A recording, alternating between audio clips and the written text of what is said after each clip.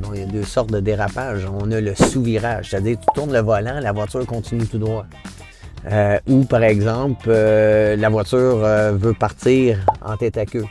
Ça, on appelle ça le survirage. Il faut savoir qu'est-ce qui cause le sous et le survirage. Quand ça se met à déraper, c'est pas une question de se dire « Oh non, ça dérape ». Il faut se dire « All right, ça dérape ». Et là, c'est vraiment les yeux qui vont emmener les mains. Comme l'exemple que j'ai donné où on met deux roues sur de la neige et deux roues sur l'asphalte et que la voiture se met à pivoter, bien, il accentue le frein. Donc, il accentue le problème. Le frein n'est pas toujours la solution. Et si tu n'as pas le choix de freiner, ben tu peux contrôler avec le volant. C'est pas parce que tu as le volant droit que la voiture va rester droite. C'est toi qui le contrôles. Souvent, je vois des gens que dès que ça part, ils tournent le volant beaucoup trop. Ouais. Même si c'est 50 km/h la limite de vitesse, eh bien, ça se peut que vous soyez obligé d'aller en dessous de... On peut aller en dessous.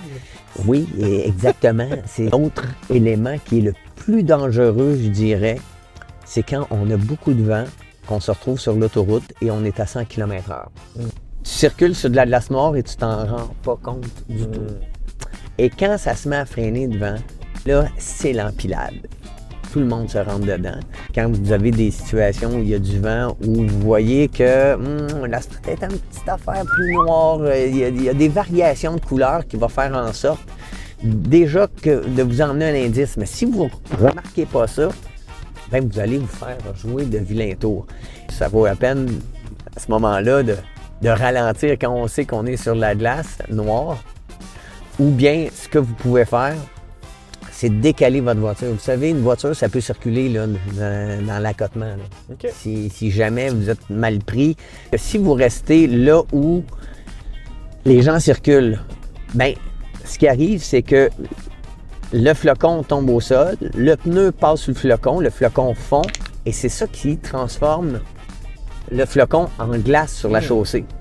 À ce moment-là, ben, on sait que si on se décale, ne serait-ce que de quelques centimètres, vous allez avoir beaucoup plus d'adhérence.